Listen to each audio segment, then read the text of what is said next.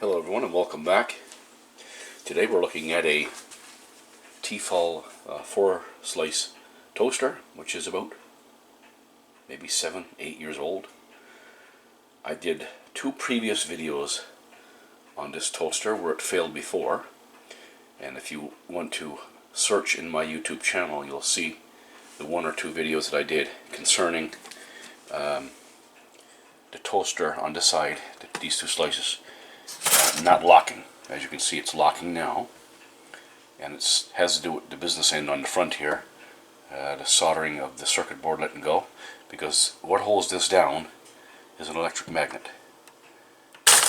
However, today is a different issue, possibly a complete failure of this side of the electrical magnetism and electrical component I should say.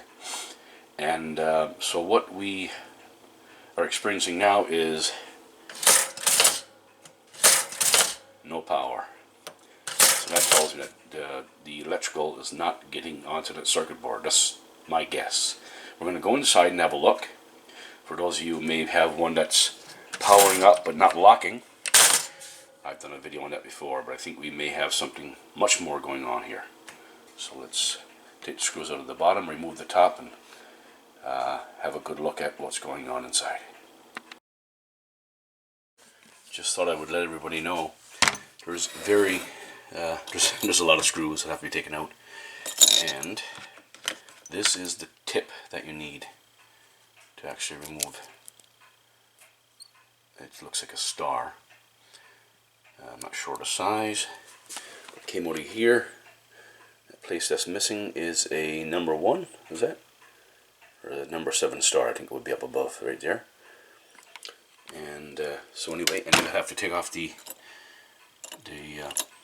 controls, the timer controls. That's for your minutes from 1 to 7 or whatever it is, and your levers for pulling it down.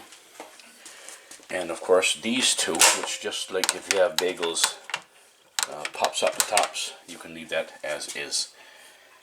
They don't need to be removed. And there's screws everywhere, all around the bottom. Every one that you see has to be taken out, and there's some hidden up in here in the back of this plastic, which holds the top rim here in place. So make sure you get all your screws out. It's a bit difficult, it's cumbersome, but it's an important part of the repair. So I'm going to get this taken apart now and have a look at what's going on. Okay, I've removed the upper finish here, and I had to, well, I didn't have to, but I unplugged the circuitry on either side here of the circuit board. I haven't checked the circuit board yet. This circuit board here would be, if we invert it, could be the one that may be having some trouble here. I do notice there's a fuse here, either side. You see that fuse there? It's possible that fuse could be gone. That will be checked. So just inspecting the components here. It is unplugged from the wall. And so what we are doing now, as we noticed, this side is working. It's not going to work now because it's not plugged in. You see this mechanism kind of locks in place through its magnetism, as best I can tell. Electric magnetism, so it's possible that there's no power getting to this one, which would lock this one in place. So we're going to do a demonstration here. Very hard with the camera. This is 120, of course, people. You don't want to be messing around with electrical if you know what you're doing. So here is the actual plunger. If we push this down, you see it's not locking. However, this one on this side is not either. So it's something to do with the panel here. I'm going to check that fuse. It's doing it on the same thing on both sides, so it's telling me that maybe something on this panel has failed. Let's hope it's just the fuse, and if I can find one to replace. So, stand by. Okay, I have my meter set to continuity, and I checked the probes here. and that tells us that the meter is in continuity. We're going to check this one here. Now this side is working, as we know. Let's see if we got continuity here. Okay, that fuse is working. This one could be the suspect one, the one that's not working, but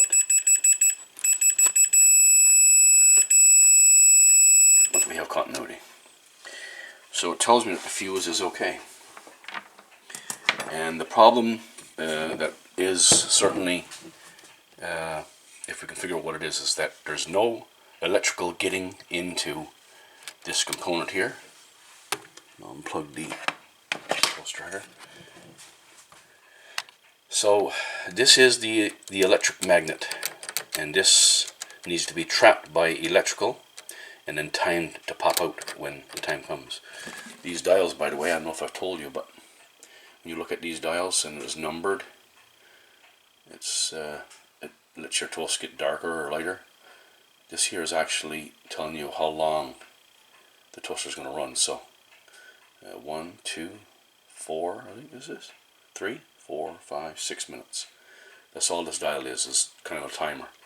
It'll let your toast stay down for 1 minute, 2 minutes, 3 minutes, 4 minutes, and so on. So you know, the longer it is going to be the darker it will be, but that's basically what the toaster is all about when it comes to toast.